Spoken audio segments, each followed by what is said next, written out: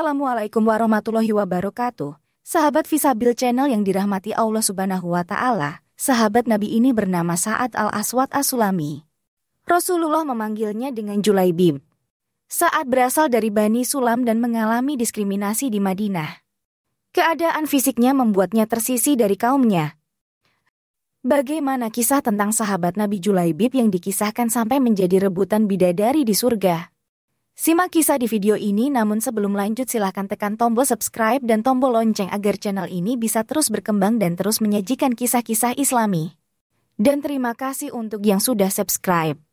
Dikisahkan, suatu ketika Sa'ad datang ke majelis Nabi dan berkata, "Wahai Rasulullah, apakah kehitaman kulitku dan jelek wajahku menghalangiku untuk masuk surga?"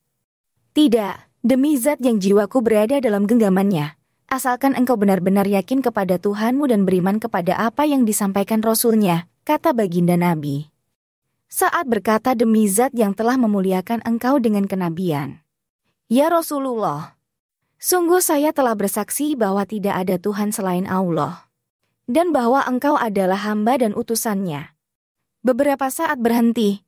Kemudian Sa'ad berkata lagi, "Wahai Rasulullah, sejak 8 bulan saya duduk di sini sehingga saat ini, saya telah meminang orang yang berada di sekitarmu.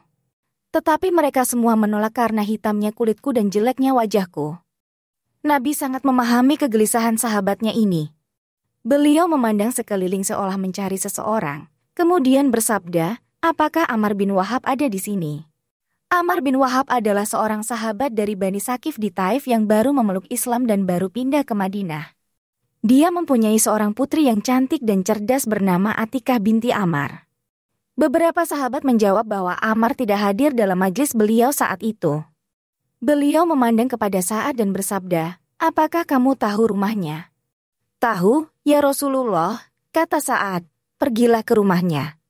Ketuklah pintu rumahnya perlahan dan ucapkanlah salam. Apabila engkau telah masuk, katakan, Rasulullah telah menikahkan saya dengan putrimu." Sa'ad bergegas memenuhi perintah Nabi. Ia pun berangkat ke rumah Amr bin Wahab. Ketika berdiri di depan pintu rumahnya, mengetuk pintu, mengucap salam dan meminta izin masuk, dia mendengar kegembiraan di dalam rumah Amr. Tetapi begitu pintu terbuka dan melihat wujud penampilannya, segera saja kegembiraan itu lenyap dari wajah-wajah penghuni rumah Amr. Melihat gelagat seperti itu, tanpa menunggu dipersilakan masuk, Sa'ad berkata, "Sesungguhnya Rasulullah telah menikahkan aku dengan putrimu." Makin nampak tidak senang Amr bin Wahab dengan kehadiran Sa'ad. Amr menolaknya kemudian menyuruhnya segera pergi. Nampaknya Sa'ad cukup tegar menerima penolakan kasar ini. Pengalamannya selama 8 bulan membuatnya cukup terbiasa dengan penolakan.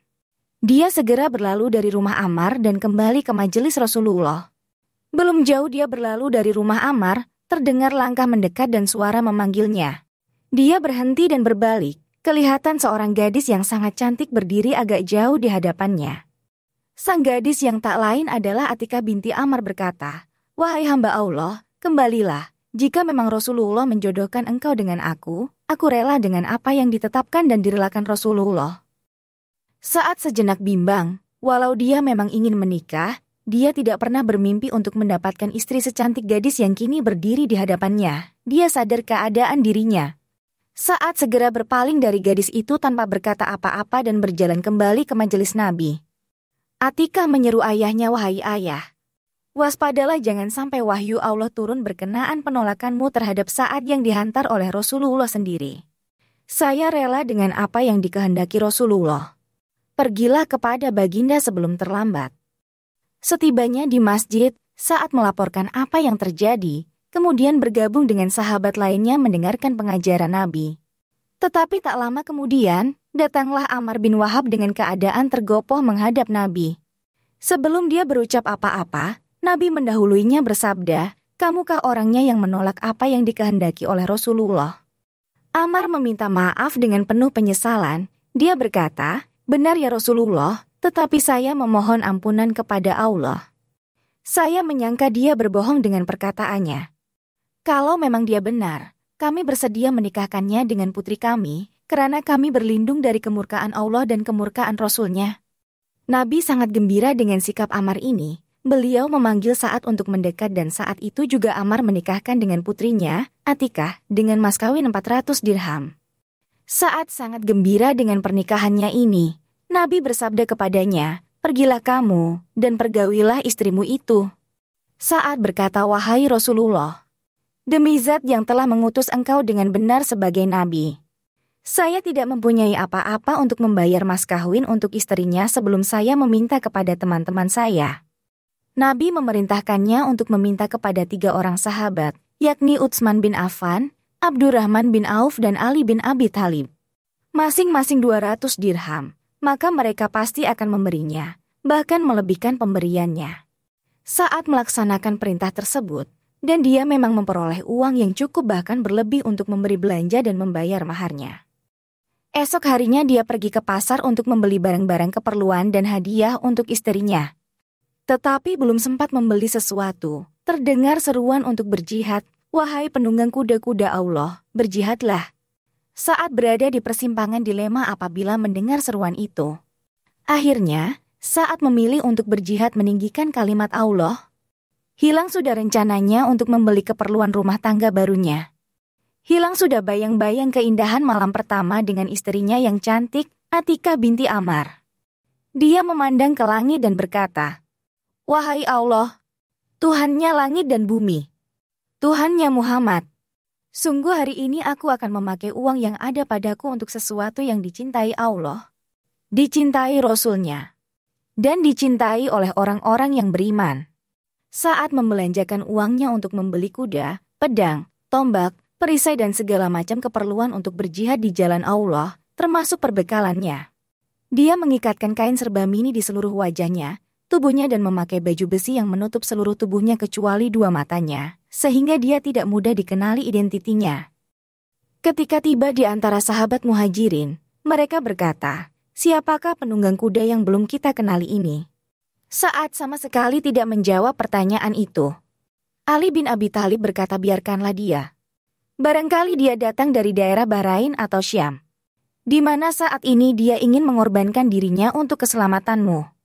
Saat memacu kudanya menuju garis depan dan bertempur dengan perkasanya.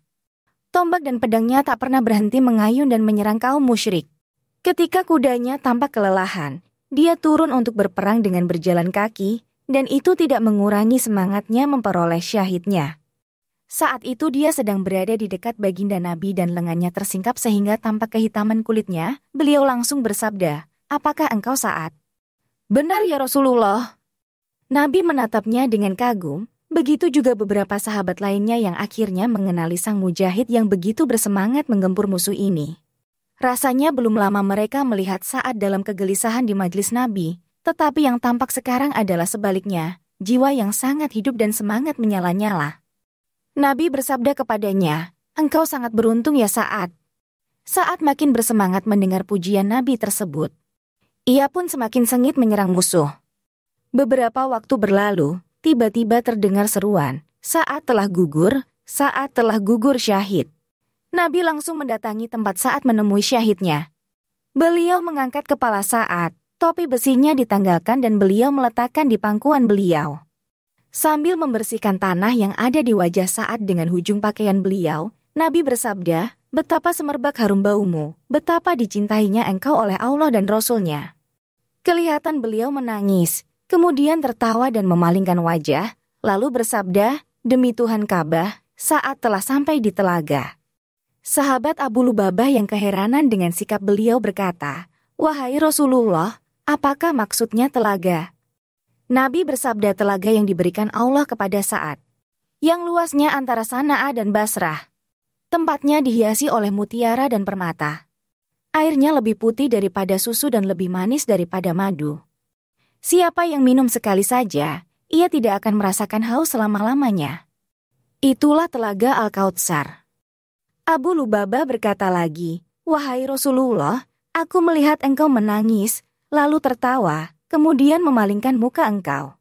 Nabi menjelaskan, "Aku menangis karena rindu kepada Sa'ad, aku tertawa karena melihat keadaan Sa'ad di sisi Allah dan kemuliaannya di hadapannya.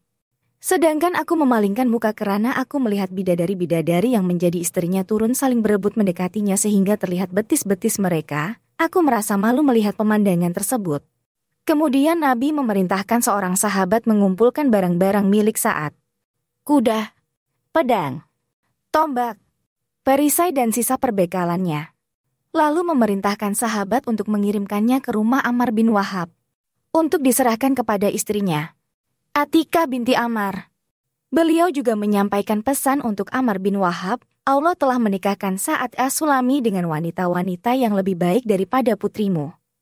Beginilah kisah sahabat yang mengutamakan Allah, Rasul-Nya dan berjihad di jalannya melebihi dari segalanya. Ia memilih berjihad di medan perang dan mengorbankan malam pertama dengan istri yang cantik jelita demi meraih kemuliaan di sisi Allah. Semoga bermanfaat.